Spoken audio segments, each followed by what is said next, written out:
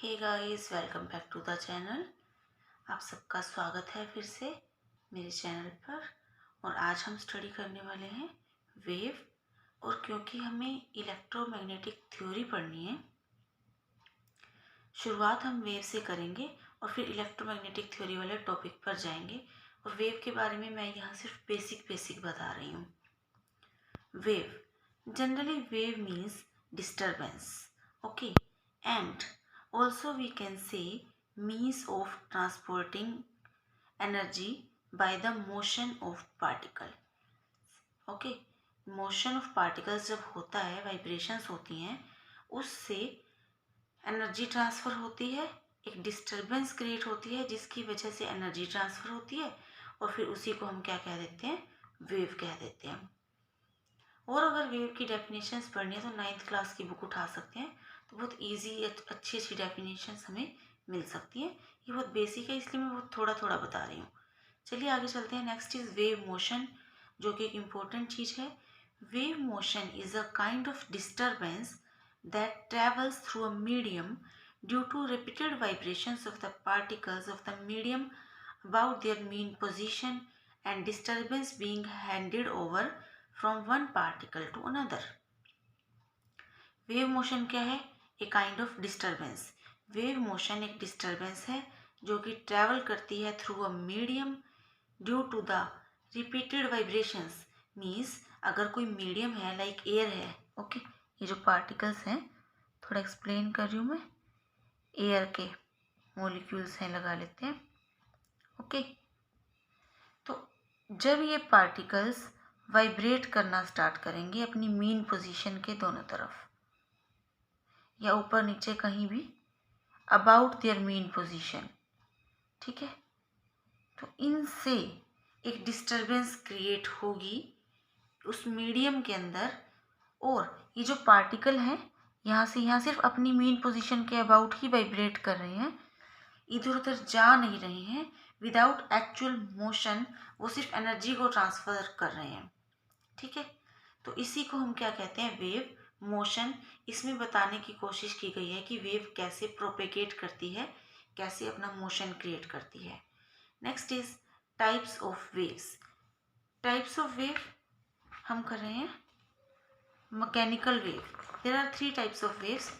First one is mechanical wave which requires a material medium. एक ऐसी wave जिसको travel करने के लिए मीडियम की ज़रूरत होती है, जैसे कि sound wave, okay. Next is electromagnetic wave, जिसके बारे में हमें आगे बहुत डिटेल में पढ़ना है। तो ये है इलेक्ट्रिक एंड मैग्नेटिक फील्ड की वजह से जो वेव प्रोड्यूस होती है। इसमें होते हैं ओसिलेटिंग, ओसिलेट करते हुए, okay. Electric and magnetic fields होते हैं जो कि ट्रैवल करते हैं। Next is our matter wave. जो मैटर वेव होती है, that is wave associated with microscopic particles like electrons, alpha particles, etcetera, okay. Next, model of wave propagation. एक मॉडल दिया गया था वेव प्रोपेगेशन का, स्प्रिंग मॉडल, जिसके अकॉर्डिंग हमें बताया गया था कि वेव कैसे ट्रैवल करती है। यहाँ हमने 3 स्प्रिंग ले रखे हैं, ए, बी, सी, ओके। यहाँ से मैंने पकड़ा और सिर्फ इस स्प्रिंग को इस तरफ खींचा और छोड़ दिया, ठीक है। या फिर किसी भी स्प्रिंग को, पहले हम इसकी बात कर लेते हैं। तो ये क्या करेगा, वाइब्रेट करना स्टार्ट करेगा। यहाँ पे वाइब्रेशन ट्रांसफ़र होंगी। फिर जब इस कोने की बात करें, इस कोने की, तो जब वो यहाँ से खींचा था तो इसके साथ जो मोशन है वो इस स्प्रिंग तक भी आया होगा और अब ये भी वाइब्रेट करना स्टार्ट करेगा। सेम वे में वाइब्रेशन इसके पास भी जाएंगी। तो मीन्स क्या हो रहा है, डिस्टर्बेंस क्रिएट हो रही है और फिर वो मूव कर रही है from one end to the other, but each spring only execute small oscillations. इसमें क्या होगा, हर जो स्प्रिंग है वो स्मॉल ऑसिलेशंस ही एग्जीक्यूट करेगा, ऐसा नहीं कि बहुत ज़्यादा, ठीक है। आई होप ये आपको क्लियर है। चलिए बढ़ते हैं आगे। इसमें हम स्टडी करने वाले हैं ट्रांसवर्स एंड लॉन्गिट्यूडनल वेव्स, जो आपको पता होना चाहिए, बहुत ज़रूरी।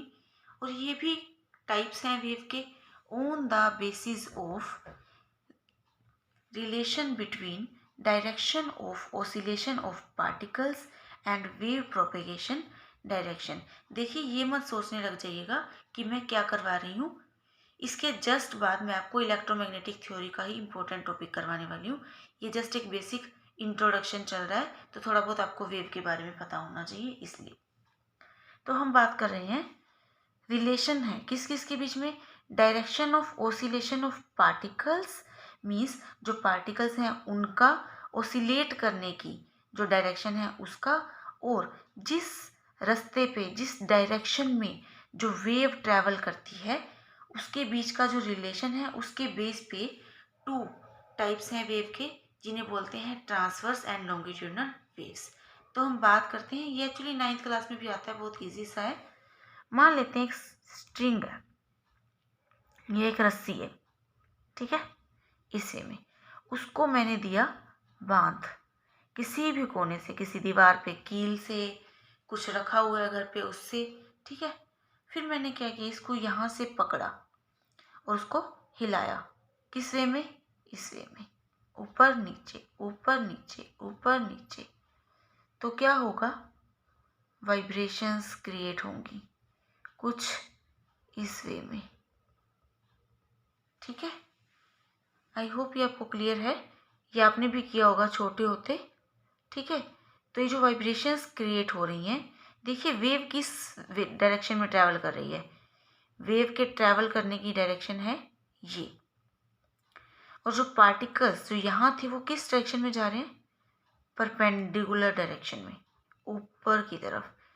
मीन्स क्या हो रहा है, इसकी डेफिनेशन अब हम लिखते हैं, these are the waves in which particles of the medium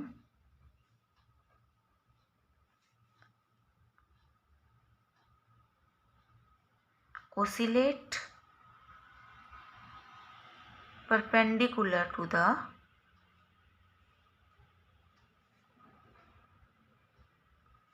direction of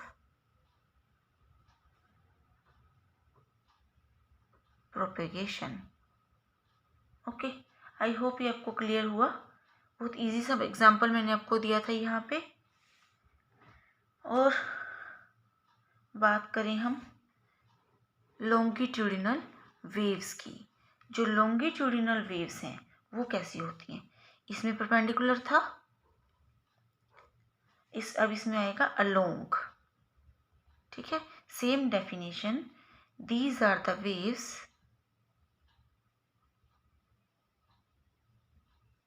in which particles of the medium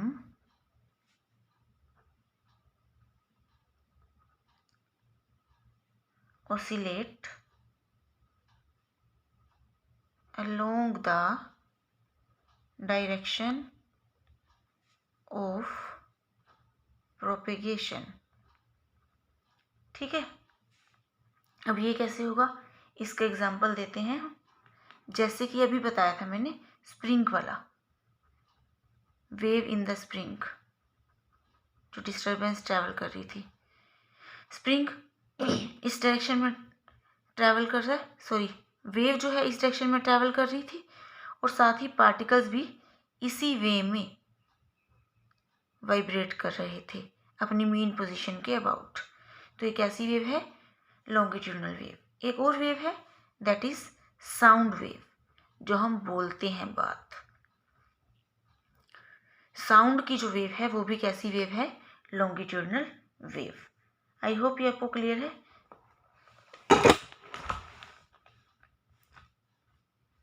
आगे आ जाती है characteristic definitions of wave motion.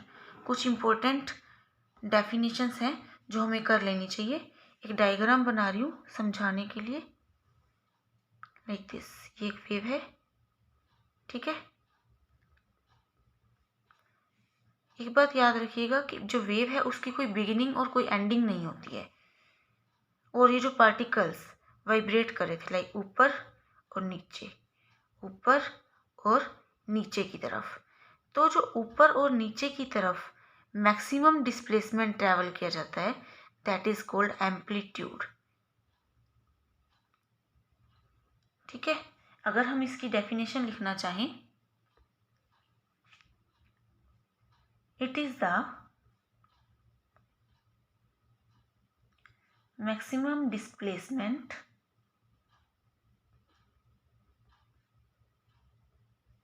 covered by particles of medium about their mean position।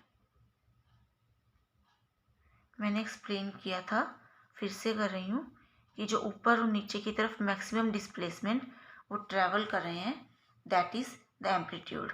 Not only ऊपर नीचे, like right और left maximum distance हो जाते हैं, और इसको डिनोट करते हैं ए से। Okay, next is time period. Time period क्या होता है? Time taken by one wave, like this. एक वेव को कंप्लीट होने में जितना टाइम लगा यहाँ से यहाँ जाने में, मीन्स एक पार्टिकल है वो लेफ्ट गया और राइट गया अपनी मीन पोजीशन के अबाउट, और फिर वापस अपनी मीन पोजीशन पे आ गया। तो इस चीज़ को कवर करने में, इस एक वेव को कवर करने में जितना टाइम लगा, that is called time period. Okay, definition लिखनी हो, द टाइम पीरियड, इकट्ठा लिख दिया मैंने गलती से, of A wave is the time in which particle of medium completes one vibration about its mean position। Okay, next is frequency। Frequency means number of waves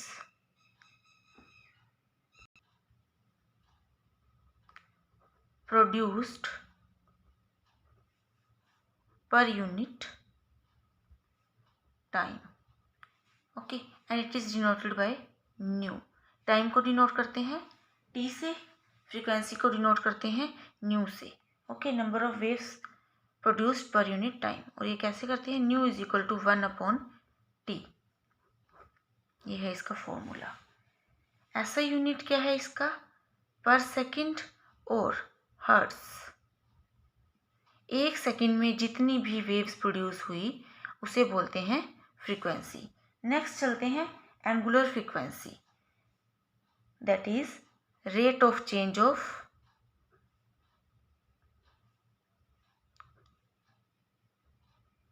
phase with time is called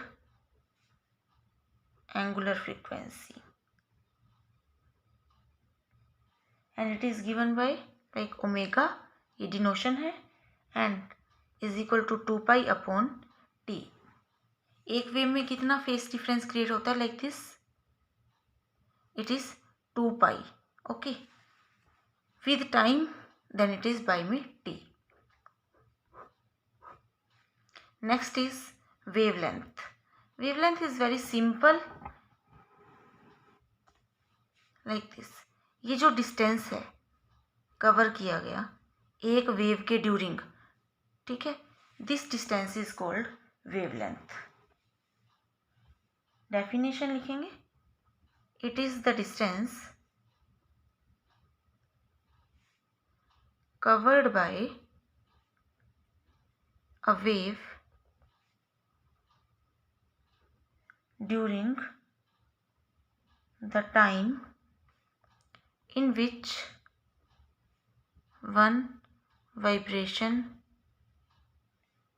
by the particle is completed।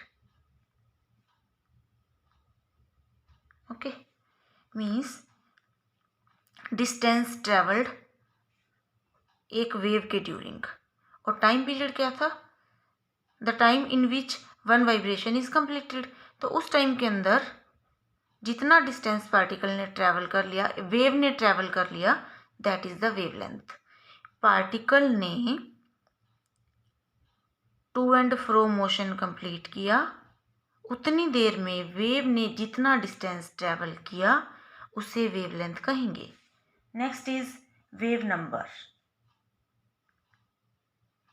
ये क्या represent करता है, unit distance of the medium, like number of waves present in a unit distance of medium. Nu bar से इसको denote करते हैं and it is given by 1/λ। Okay, I hope ये clear है। जितनी वेव्स प्रेजेंट होती हैं एक यूनिट डिस्टेंस में उसे क्या कहा जाता है, wave number. Next is wave velocity और फेज वेलोसिटी।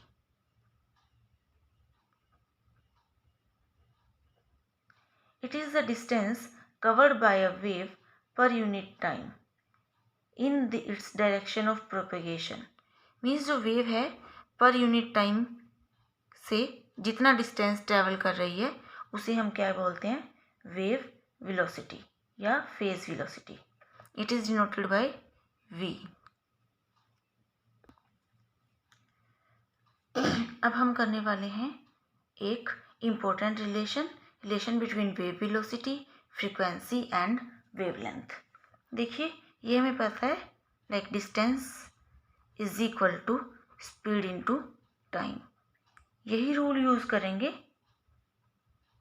वेव वेलोसिटी, यहाँ पे हम वेलोसिटी भी लिख सकते होते हैं, वेलोसिटी इनटू टाइम।